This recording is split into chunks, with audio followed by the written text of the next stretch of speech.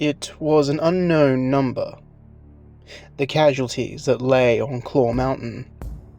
Thousands of Skywings were already lost, dead, gone. But the arrival of the Tyrant's legions meant the war was escalating. They would bring forward soldiers, battle competency, and a motivation of their own, in favor of the Skywings, or maybe to their detriment. Hi, I'm your host Heatwave, and let's continue our look into the War of Unification. The war is escalating. The Tyrant has made his position very clear, but the only outcome that can come from this is more bodies in the snow.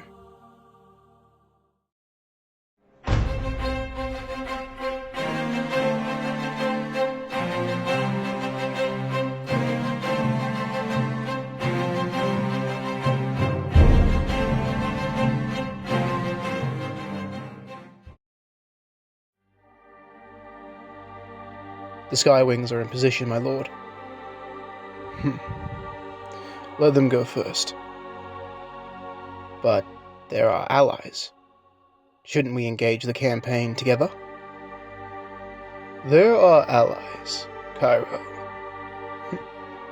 We let our valued allies go first here.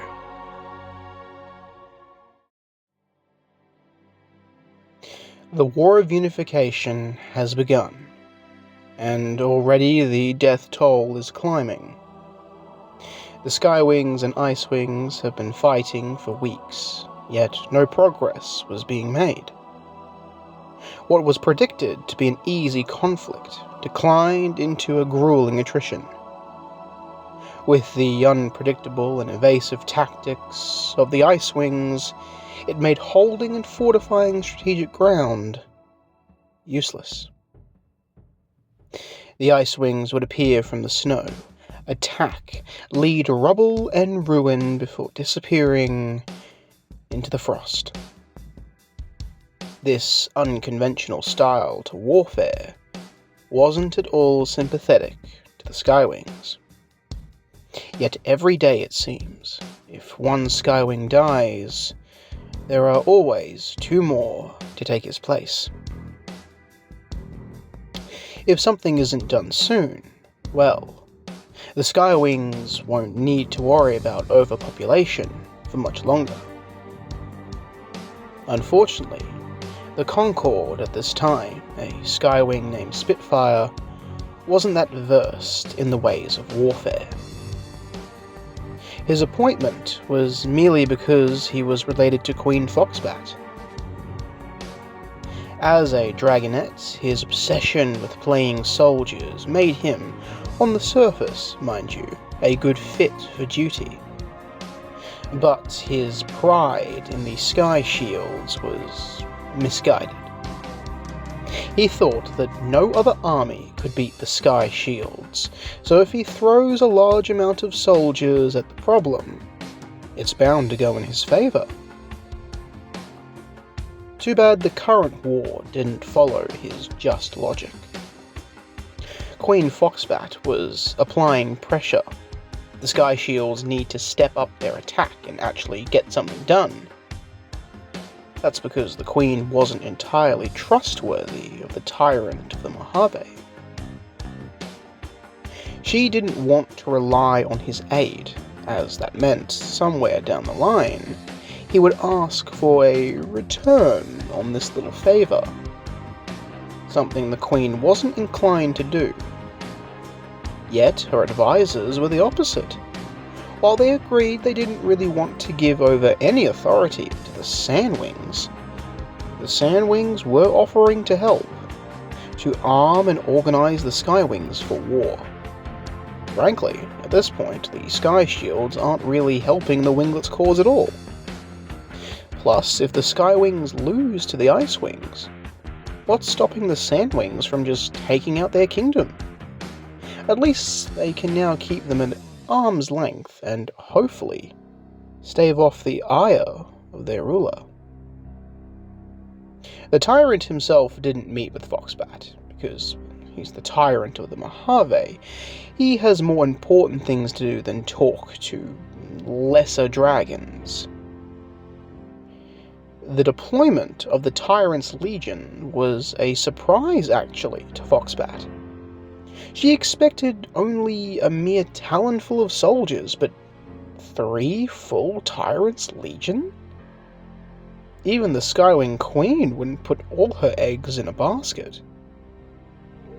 The Tyrant placed Legamite Viper in command of all Tyrant's Legion forces.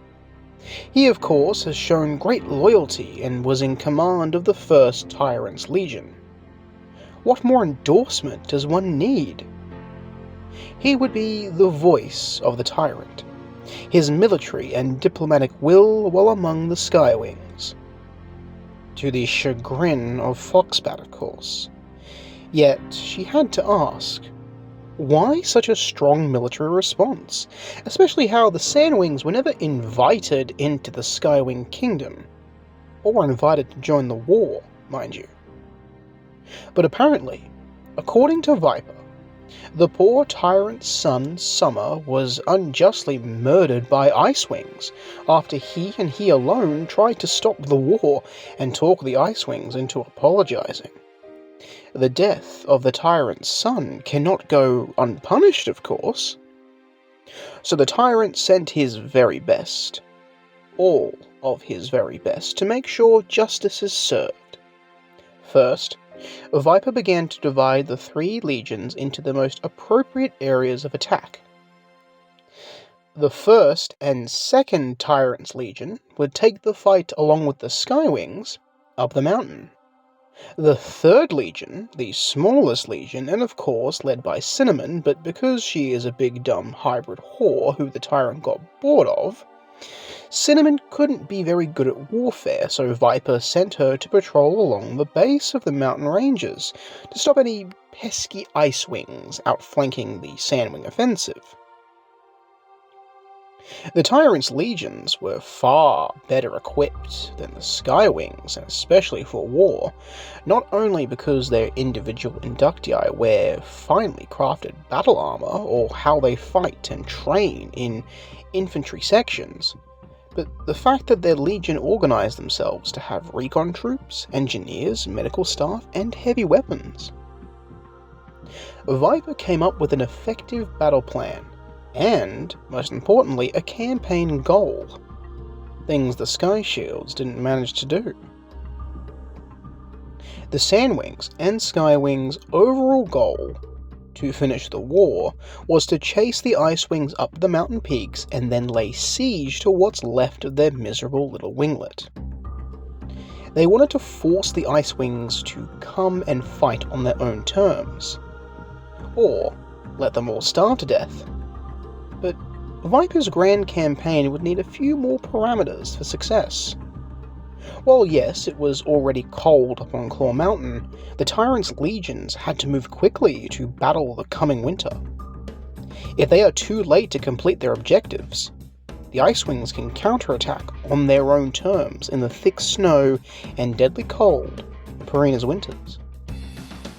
This was paramount to the success of the entire campaign.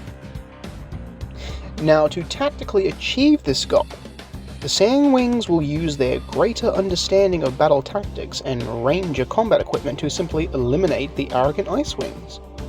All the while, the Skywings act as living shields, standing in front of the Sandwings. Viper saw the Sky Shields as a very weak link in his campaign. Even with new equipment and leadership, they were still idiot Skywings. Their only use is to drown the enemy in their own blood.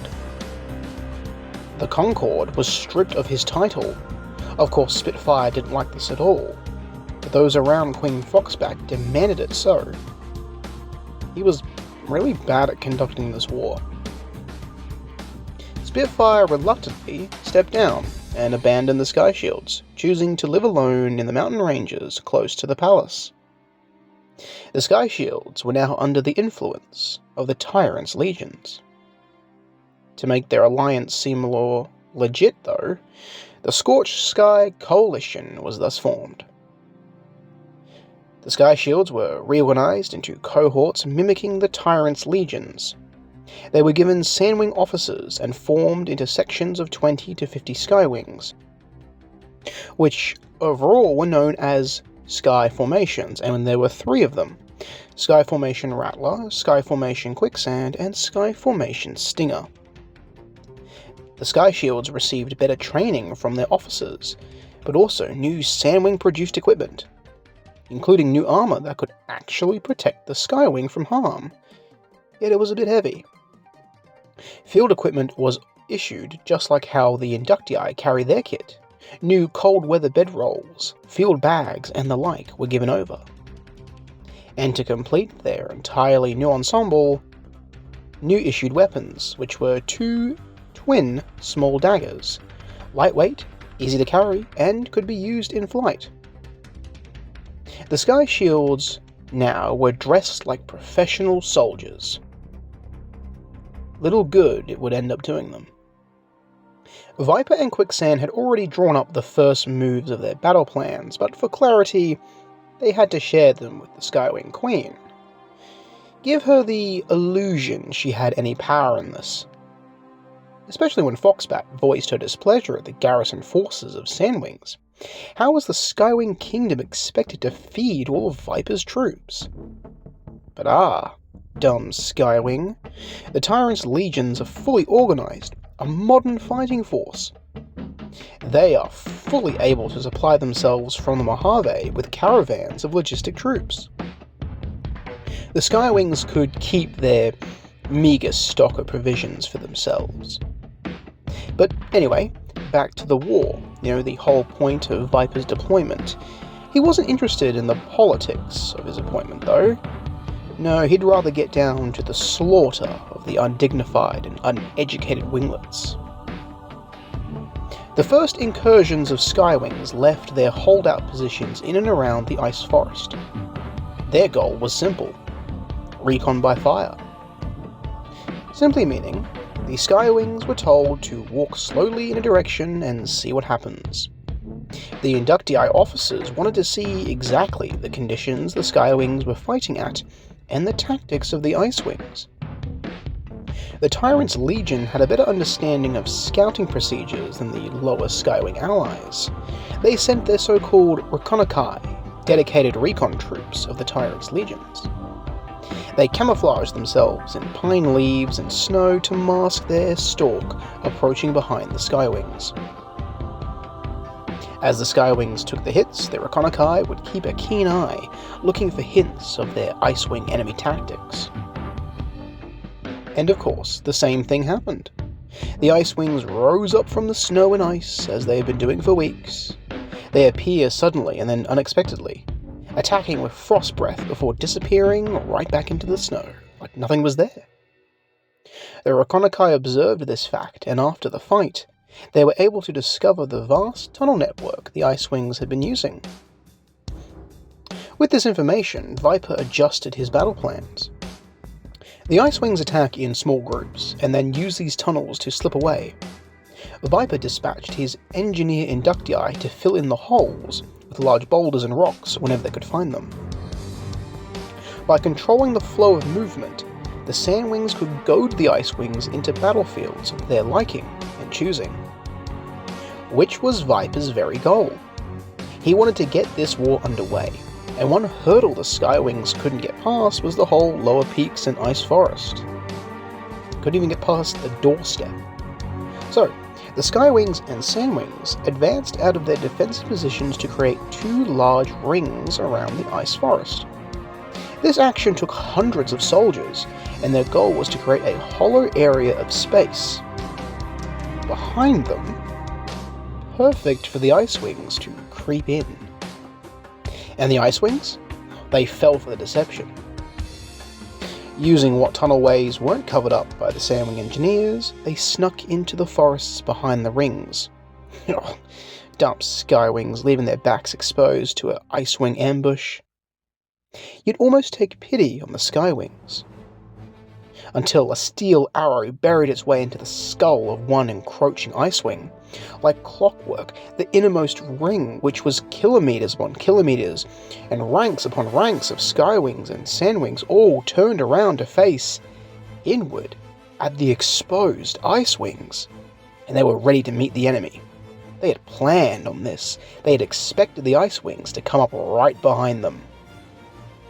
All Sandwing inductii carry a marksman bow, and in fine tactical unison, the inductii let loose volley after volley of plunging fire right into the Icewings, as these white ice dragons leaped forward at the forward line of Skywings, who in tow cut them down in the disarray.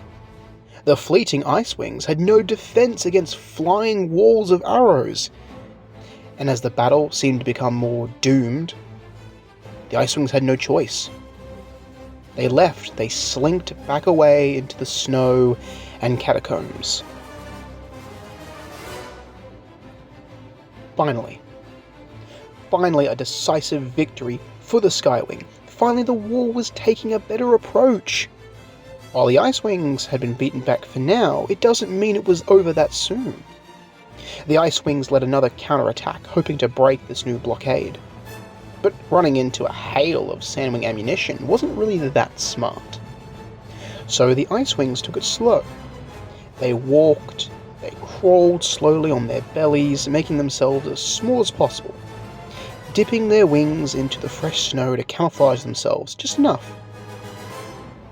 They creeped closer, unseen, until the right moment to attack. Yet, the Icewings didn't bank on the Sandwings changing their tactics. The inductii were ever eager to get up close, to feel the ice, to feel the chill, to duel an Icewing. It was common for inductii to have rivals and competitions of who can kill the most, who can slit the most throats, spill the most blood. And here was no exception. The inductii moved forward past the Skywing battle lines to meet the Icewings.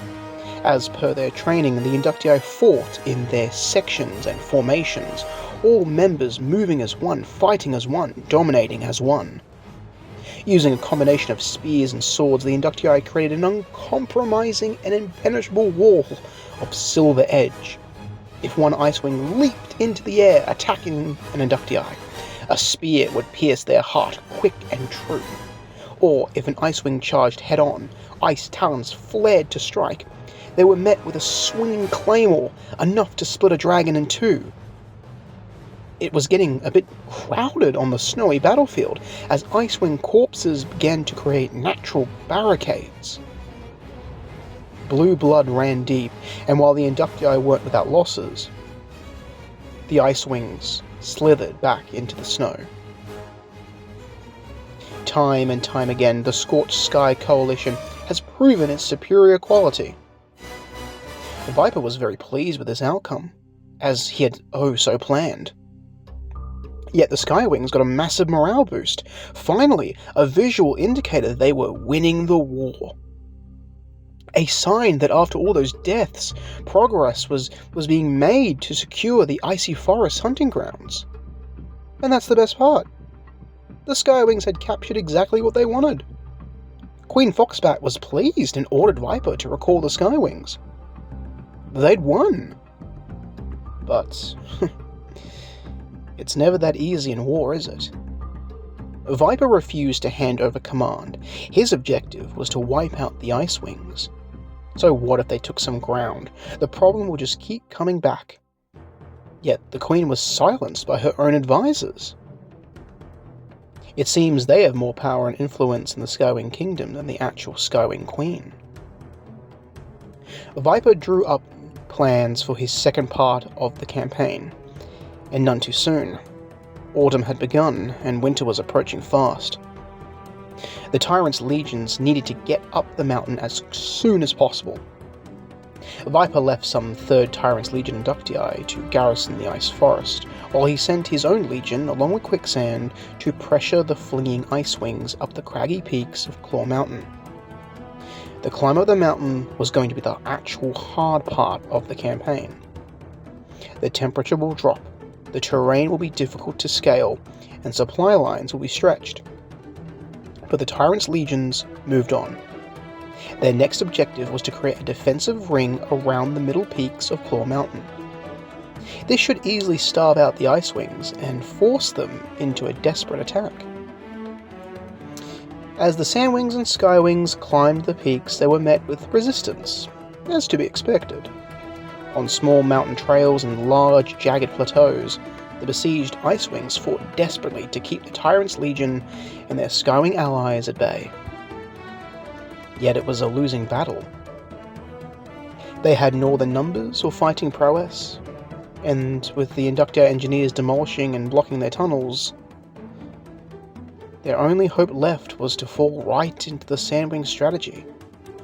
The Icewings retreated further up the peaks, and hoped that with winter approaching, the Tyrant's legions would slow down their offensive. Yet their hopes would come true, and then some. The Tyrant's legions had to stop.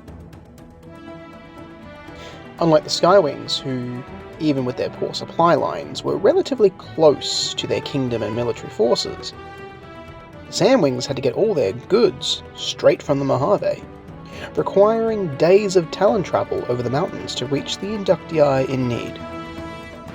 Well, the Tyrant's legions on Claw Mountain had outpaced the logistical support. An order was issued for the Inductii to hold position, dig in, and await for their provisions to catch up. This was dangerous. Not only are the Inductii on the peaks overexposed, but winter was getting closer and closer.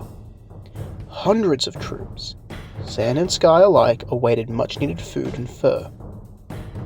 But above them, the Icewings were making way with something feared even by them.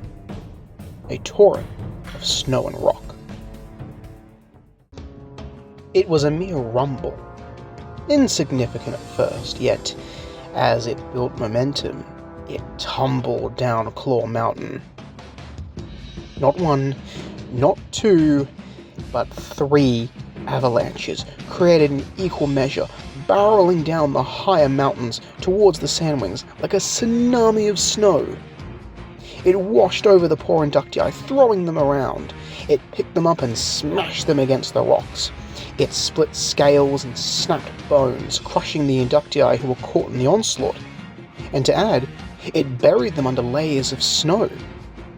Those who still lived, clinging to life, had their lungs filled with snow and ice.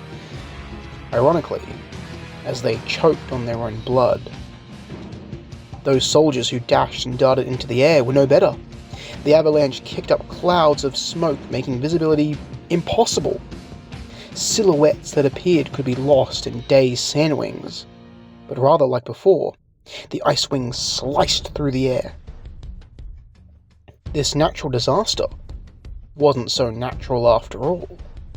The Icewings planned this all to happen, using the falling rock and snow to eliminate the bulk of the Inductii before mopping up those lucky enough to survive. The armies were in complete disaster and disarray. The Inductii conducted a tactical withdrawal, back down to safer peaks. They needed to regroup and reorganize themselves, figure out who was left after what just happened.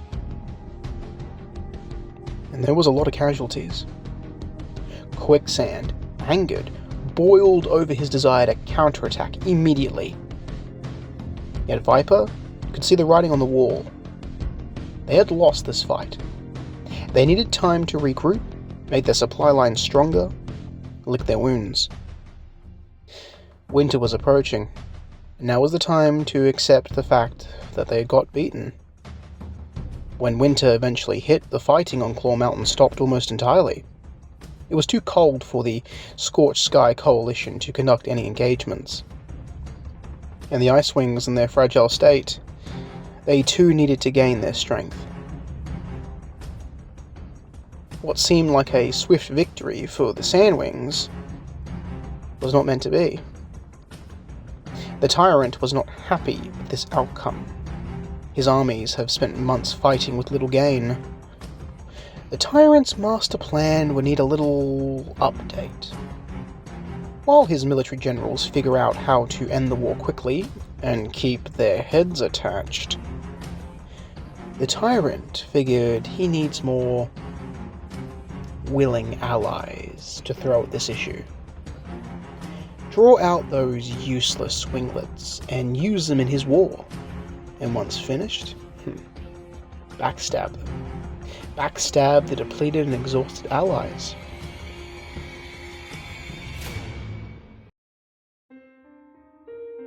In the end, though, the strategy would come to fruition.